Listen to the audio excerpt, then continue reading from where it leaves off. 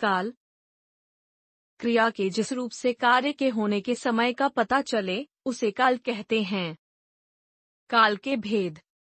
काल के 3 भेद होते हैं। काल, भूतकाल, वर्तमान काल, भविष्यत काल।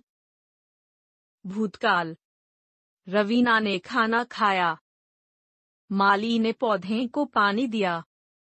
उपर्युक्त वाक्य बीते हुए समय में क्रिया के होने का बोध करा रहे हैं, अतः ये भूतकाल के उदाहरण हैं। क्रिया के जिस रूप से कार्य के बीते हुए समय में होने का बोध होता है उसे भूतकाल कहते हैं। भूतकाल के भेद। भूतकाल के 6 भेद होते हैं। भूतकाल। सामान्य भूतकाल, आसन्न भूतकाल, पूर्ण भूतकाल, अपूर्ण भूतकाल, संदिग्ध भूतकाल, हेतुमत भूतकाल, सामान्य भूतकाल। उसने कहानी लिखी। आज बहुत तेज वर्षा हुई। उपर्युक्त वाक्यों की क्रियाएं बीते हुए समय में पूरी हो गईं, अतः ये सामान्य भूतकाल की क्रियाएं हैं। क्रिया के जिस रूप से किसी कार्य के सामान्य अवस्था में समाप्त होने का बोध होता है उसे सामान्य भूतकाल कहते हैं। आसन्न भूतकाल। मैं अभी खेलकर आया हूँ। गाड़ी प्लेटफॉर्म पर आ चुकी है। उपर्युक्त वाक्यों की क्रियाएं अभी अभी पूर्ण हुई हैं, इसलिए ये आसन्न भूतकाल की क्रियाएं हैं। आसन्न का अर्थ निकट होता है। आसन्न भूतकाल की क्रिया में हूँ, है, हैं, हो आदि का प्रयोग होता है। क्रिया के जिस रूप से यह बोध हो कि जो कार्य बीते समय में शुरू हुआ था वह अभी अभी समाप्त हुआ है, उसे आसन्न भूतकाल कहते हैं। पूर्ण भूतकाल। संभव जा चुका था। मैं समय पर पाठशाला पहुंच गई थी। उपर्युक्त वाक्यों की क्रियाएं भूतकाल में पहले ही पूर्ण हो चुकी थीं, अतः ये पूर्ण भूतकाल की क्रियाएं हैं।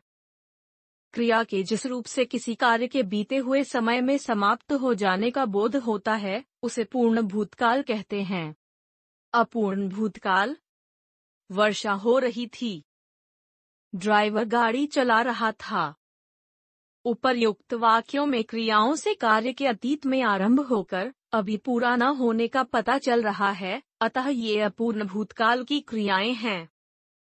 क्रिया के जिस रूप से किसी कार्य के बीते हुए समय में आरंभ होने का पता चलता है किंतु उसकी समाप्ति का बोध नहीं होता, उसे अपूर्ण भूतकाल कहते हैं। संदिग्ध भूतकाल। माँ ने खाना बना लिया होगा। वे घर पहुंच चुके होंगे। उपर्युक्त वाक्यों की क्रियाओं से भूतकाल में काम पूरा होने में संदेह का पता चलता है, अतः ये संदिग्ध भूतकाल की क्रियाएं हैं। क्रिया के जिस रूप से किसी कार्य के बीते समय में समाप्त होने में संदेह हो उसे संदिग्ध भूतकाल कहते हैं। हेतुमत भूतकाल। यदि तुम गाड़ी तेज चलाते तो हम समय पर पहुंच जाते। यदि वह मेहनत करता तो पास हो जाता। उपर्युक्त वाक्यों की क्रियाएं एक दूसरे पर निर्भर हैं। पहली क्रिया के न होने पर दूसरी क्रिया भी पूरी नहीं होती, अतः ये हेतुमत भूतकाल की क्रियाएं हैं। क्रिया के जिस रूप द्वारा बीते हुए समय में किसी कार्य का पूरा होना किसी दूसरे कार्य पर निर्भर करता है उसे हेतुमत भूतकाल कहते हैं। वर्तमान काल। मनीषा पत्र लिख रही है। गायक गीत गा रहा है। उपर्युक्त वाक्यों में क्रिया के वर्तमान समय में होने का पता चल रहा है, अतः ये सभी क्रियाएं वर्तमान काल की क्रियाएं हैं। क्रिया के जिस रूप से कार्य के वर्तमान समय में होने का बोध होता है उसे वर्तमान काल कहते हैं। वर्तमान काल के भेद। वर्तमान काल के 3 भेद होते हैं। वर्तमान काल। सामान्य वर्तमान काल, अपूर्ण वर्तमान काल, संदिग्ध वर्तमान काल, सामान्य वर्तमान काल। माँ बच्चे की देखभाल करती है। पक्षी पेड़ की डालियों पर चहचहाते हैं। उपर्युक्त वाक्यों की क्रियाएं सामान्य वर्तमान काल की क्रियाएं हैं, क्योंकि ये वर्तमान समय में सामान्य रूप से होती हैं।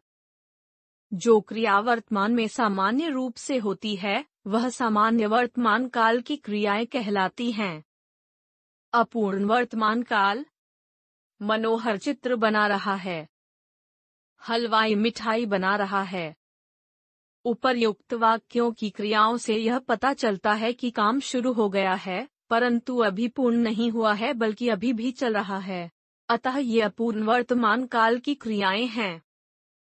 जो क्रिया वर्तमान में आरंभ हुई हो परंतु पूर्ण न हुई हो उसे अपूर्ण वर्तमान काल कहते हैं। संदिग्ध वर्तमान काल। दादी जी अखबार पढ़ रही होंगी। पिताजी आ रहे होंगे। उपर्युक्त वाक्यों की क्रियाओं के होने में संदेह है, अतः ये संदिग्ध वर्तमान काल की क्रियाएं हैं। जिस क्रिया के वर्तमान समय में पूर्ण होने में संदेह हो उसे संदिग्ध वर्तमान काल कहते हैं। भविष्यत काल। हम कश्मीर जाएंगे। जतिन गाना गाएगा।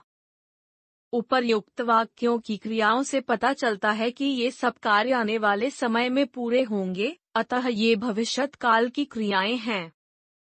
क्रिया के जिस रूप से उसके भविष्य में संपन्न होने का पता चले उसे भविष्यत काल कहते हैं।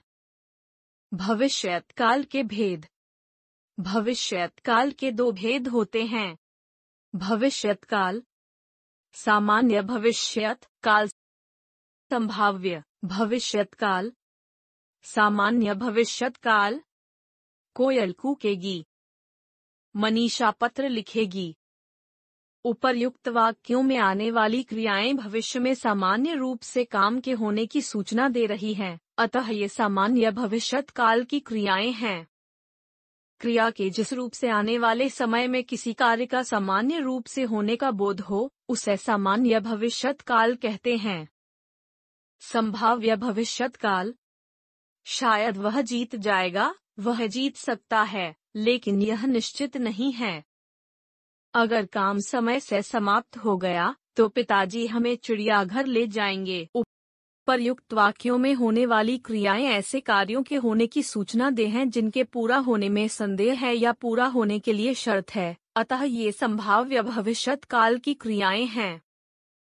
जब किसी कार्य के संपन्न होने की संभावना होती है लेकिन वह निश्चित नहीं होता, इसमें संभावना या संदेह का भाव होता है, उसे संभाव्य भविष्यत काल कहते हैं। अब तक हमने सीखा। क्रिया के जिस रूप से कार्य के होने का समय पता चले उसे काल कहते हैं। काल के तीन भेद होते हैं। एक भूतकाल, दो वर्तमान काल, तीन भविष्यत काल। बीते हुए समय को भूतकाल कहते हैं। भूतकाल के 6 भेद होते हैं।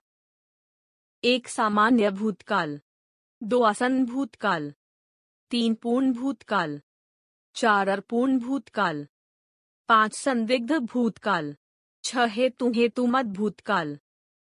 वर्तमान समय में क्रिया के होने का बोध कराने वाला क्रियारूप वर्तमान काल कहलाता है। वर्तमान काल के 3 भेद होते हैं। एक सामान्य वर्तमान काल, 2 अपूर्ण वर्तमान काल, 3 संदिग्ध वर्तमान काल। क्रिया के जिस रूप से उसके भविष्य में संपन्न होने का पता चले उसे भविष्यत काल कहते हैं।